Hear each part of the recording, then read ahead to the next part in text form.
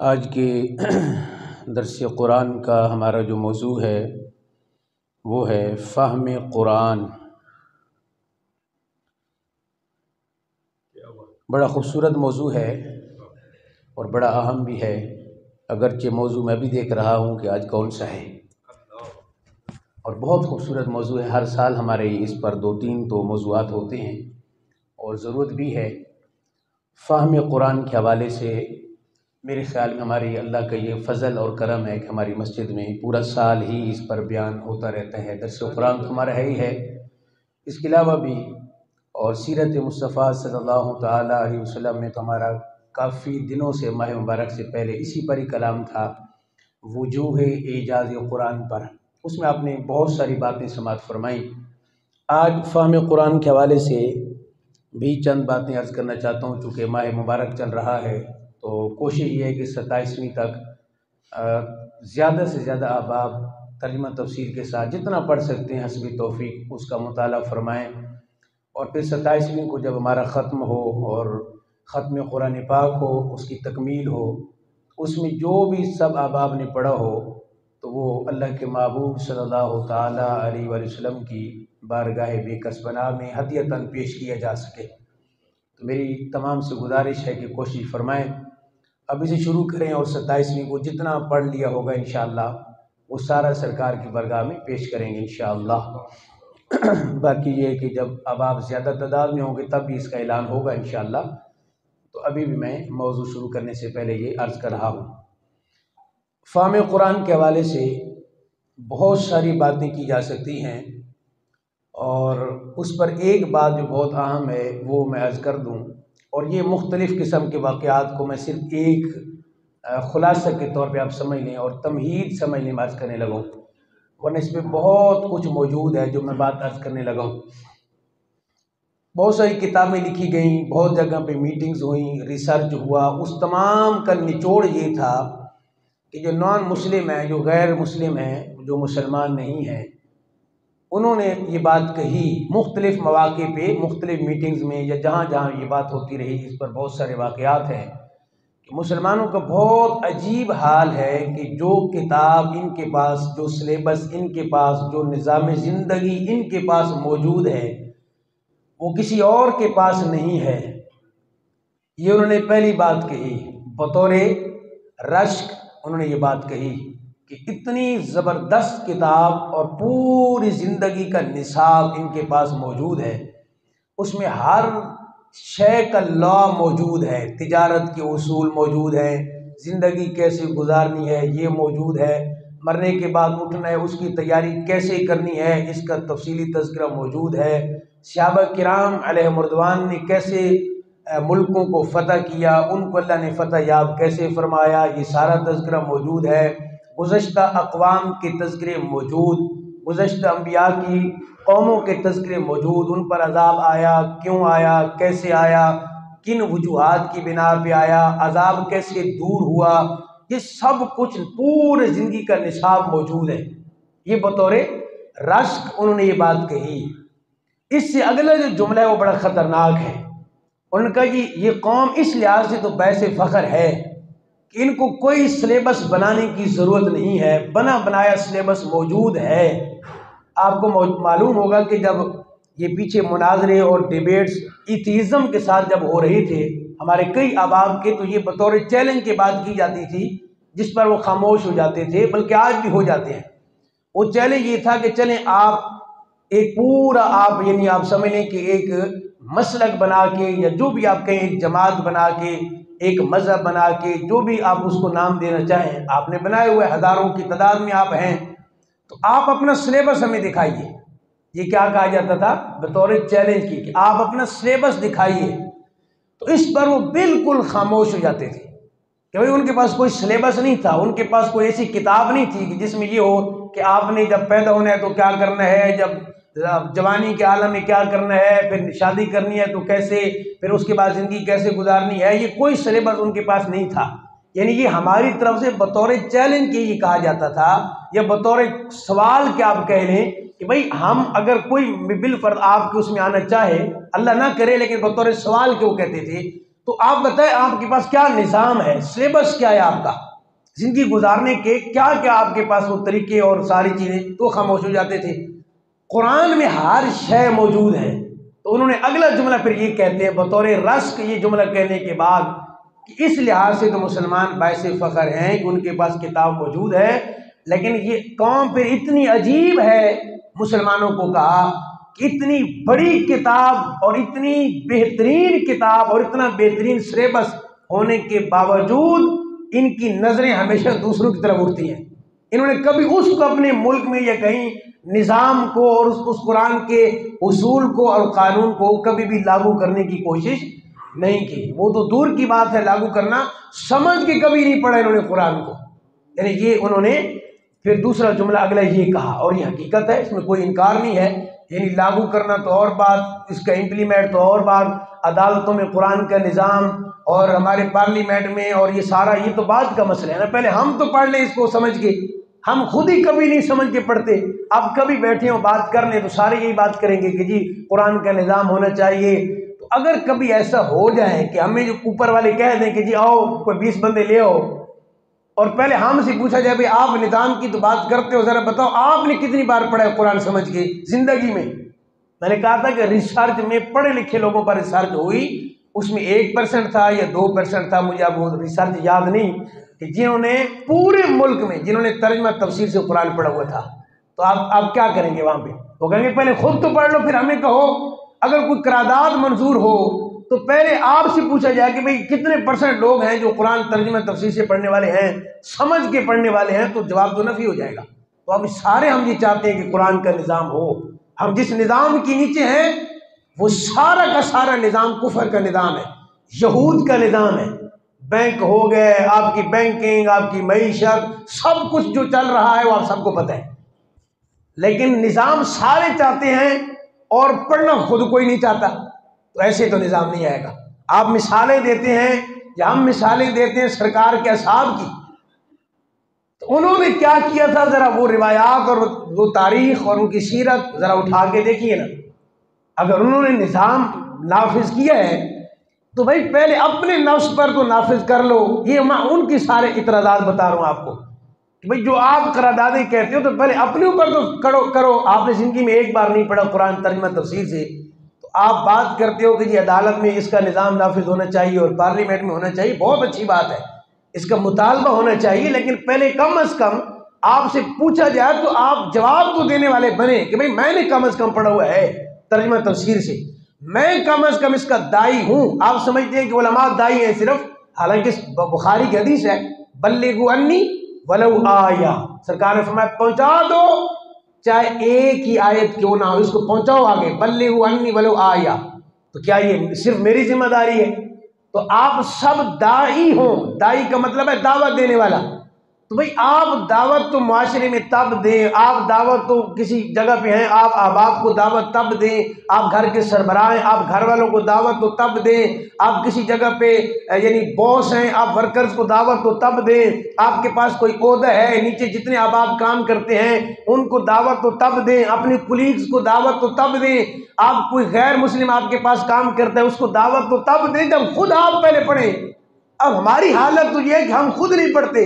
اور ہماری حالت اس سے زیادہ خطرناک یہ ہے کہ ہمارے تو شعبے کے احباب جن کا شعبہ یہی ہے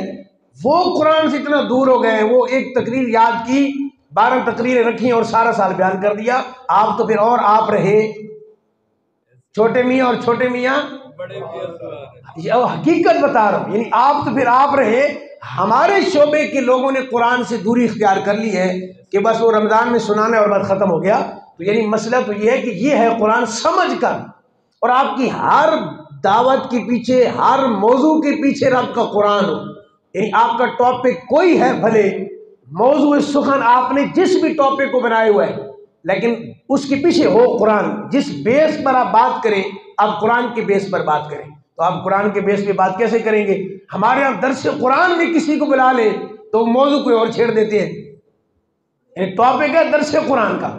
ٹاپک بات کوئی اور کہیں اور سے آئے گی، یعنی یہ ہماری کمزوری بتا رہا ہوں، اور یہ افسوس کا مقام ہے۔ یعنی یہ کوئی یعنی خوش ہونے والی بات نہیں ہے، بلکہ یہ کوئی ہنگامی بنیادوں پہ جیسے کہتے ہیں کہ کوئی علماء بیٹھے اور اس پر کوئی کام ہو کہ درس قرآن سے ہم کیوں دور ہیں۔ اور آپ نے دیکھا ہوگا کہ سرکار کی حدیث ہے کہ ہر فاتح نے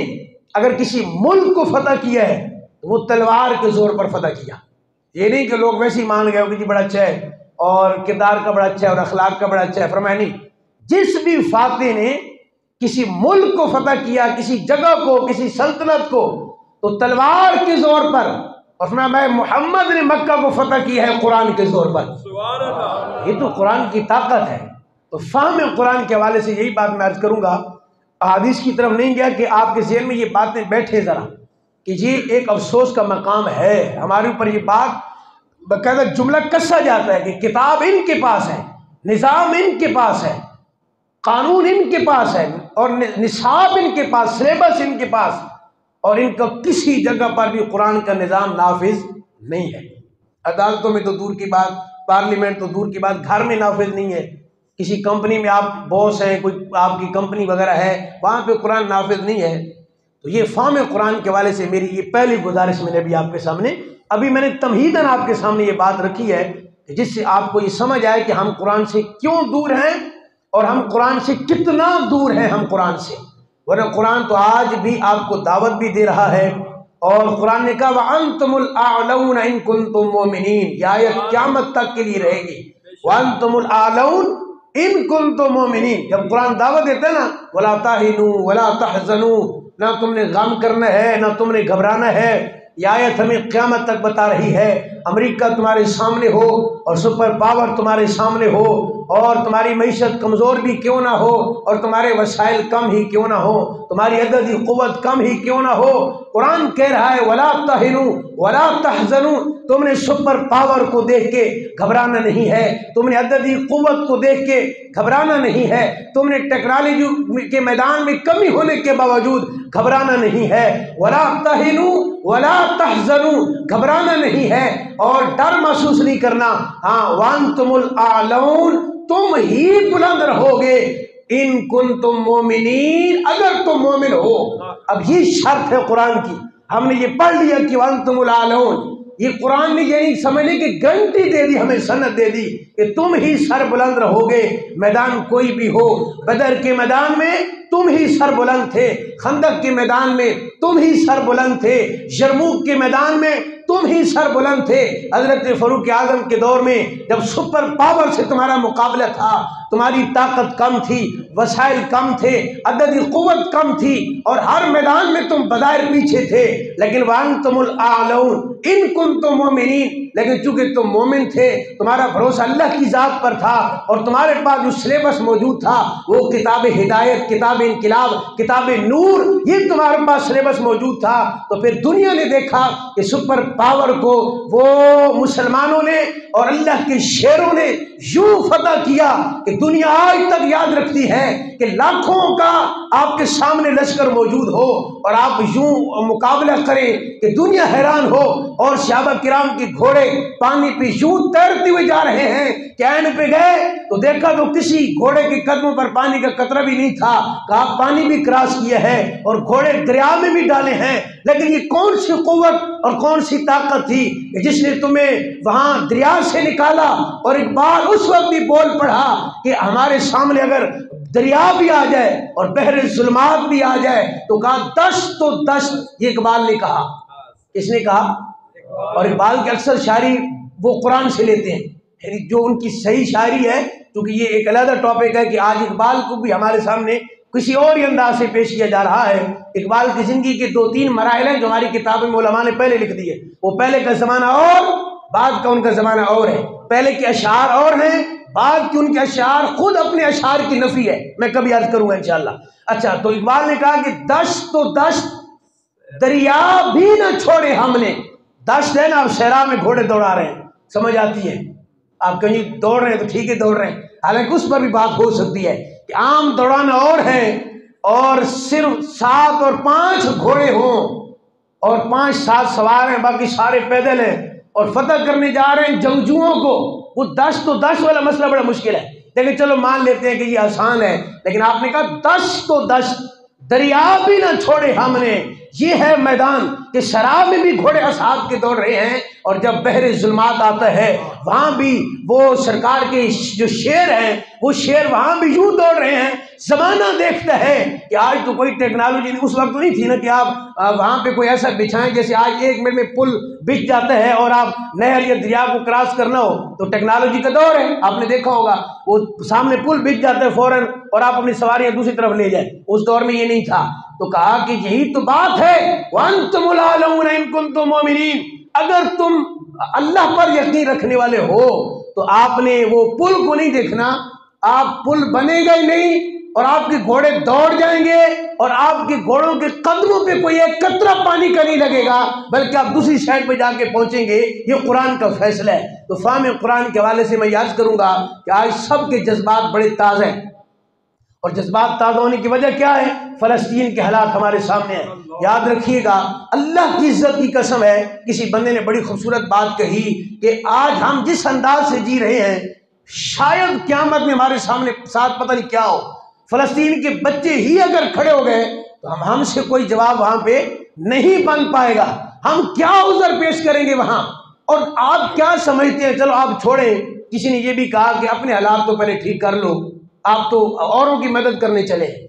تو ایک لحاظ سے بات غلط ہے، ایک لحاظ سے بات ٹھیک بھی ہے۔ بھئی اپنے ملک کے حالات آپ کے کون سے ٹھیک ہیں کہ آپ فلسطین کو فتح کرنے، اپنے فلسطین کا ساتھ دینے جا رہے ہیں؟ اپنے حالات کو دیکھ لو پہلے، آپ کے ہاں کون سا قانون نافذ ہے؟ آپ کو معلوم نہیں آپ کس قانون کے نیچے رہتے ہیں، آپ کو نہیں معلوم آپ کس نظام کے نیچے سانس لیتے ہیں، ہمارے اوپر سارا نظام کس کا ہے آپ سب کو پتہ ہے۔ خیر وہ ایک لحاظ سے بات ٹھیک بھی ہے اور ایک لحاظ سے غلط بھی ہے کہ حالات جیسی بھی ہوں پھر بھی مسلمانوں کا ساتھ تو دینا ہے نا۔ یہ تو کوئی بات نہیں ہے کہ ہمارے ٹھیک نہیں ہے تو چلو ہمارے گھر کا ٹھیک نہیں ساتھ والے بھی لٹتا رہے، یہ کوئی دلیل نہیں ہے، لیکن اس لحاظ سے دیکھا جائے تو بات ٹھیک ہے کہ جذبات یہ ہیں کہ ہم فلسطین کا ساتھ دیں، جذبات یہ ہیں کہ مجھے موقع ملے تو میں سپر پاور سے لڑ جاؤں، اور حالت یہ ہے کہ ایک شیطان سے مقابلہ نہیں ہو رہا، حالت یہ ہے کہ شیطان وسلسلۃ الشیاطین، حدیث کہہ رہی ہے شیطان جکڑ لیا گیا، اب شیطان جکڑا ہوا ہے، یہ بخاری مسلم کی روایت ہے، وسلسلۃ الشیاطین وغلقت ابواب جہنم، یہ تو سارا موجود ہے۔ تو پھر اب آپ عبادت کی طرف ایک تعداد ہے جو نہیں آ رہی، جس نے باہر یعنی رمضان کے ساتھ کیا ہو رہا ہے آپ نے باہر جا کے دیکھ لیں، آپ دن میں کیا ہوتا ہے جو شاید دوسرے ملکوں میں بھی نہ ہوتا ہو۔ اب کون ہے آپ کو نماز کی طرف نہیں آنے دیتا؟ تو یہ شیطان کون سا ہے؟ تو ہم تو نفس کے ساتھ جہاد نہیں کر سکتے، تو سپر پاور سے جہاد کریں گے تو پہلے نفس سے جہاد، نفس سے جہاد ہو جائے گا تو سپر پاور کوئی شے ہی نہیں ہے مسلمان کے آگے، کامل اور سچے مومن کے سامنے۔ آخری بات عرض کروں گا، فہم قرآن کے حوالے سے خدا را آپ کے جذبات ٹاپ پر ہوتے ہیں لیکن وہاں پریکٹیکلی ہم زیرو ہوتے ہیں، تو جذبات کا ہونا اور وہ لازمی بات ہے، جذبات کی ضرورت ہوتی ہے لیکن جذبات کے ساتھ ساتھ پریکٹیکل بھی تو ہو۔ تو میری گزارش ہے آپ اسی نیت سے آیت ترجمہ تفسیر سے قرآن پڑھنا شروع کر دیں۔ ہم فلسطین کا ویسے تو ساتھ نہیں دے سکتے، دعا میں ساتھ دیں گے اور ترجمہ تفسیر پڑھ کے کم از کم پہلے اس قانون کو اپنے اوپر نافذ کریں گے۔ جو ترجمہ تفسیر ہم پڑھیں گے اس کا جو ثواب ہمیں ملے گا 27ویں کو حضور کی بارگاہ میں بھی پیش کریں گے، فلسطین کے شہداء کو بھی پیش کریں گے۔ اب آپ ہاتھ کھڑے کریں، کون کون آج سے ترجمہ تفسیر شروع کر دے گا انشاءاللہ؟ چاہے ایک آیت ہی پڑھے، دیکھیں ابھی بھی بعض لوگوں نے ہاتھ نہیں کھڑے کیے، اس کا مطلب ہے ابھی بھی نیت نہیں ہے۔ سارے دوست ہاتھ کھڑا کریں ذرا، نیت تو کر لینا انشاءاللہ، انشاءاللہ یقین جانے آدھی آیت پڑھ لیں، کوئی بات نہیں آپ پورے پیج نہیں پڑھ سکتے، آدھی آیت پڑھ لو لیکن ترجمہ تفسیر کے ساتھ 27ویں کو حضور کی بارگاہ میں پیش کریں گے۔ وآخر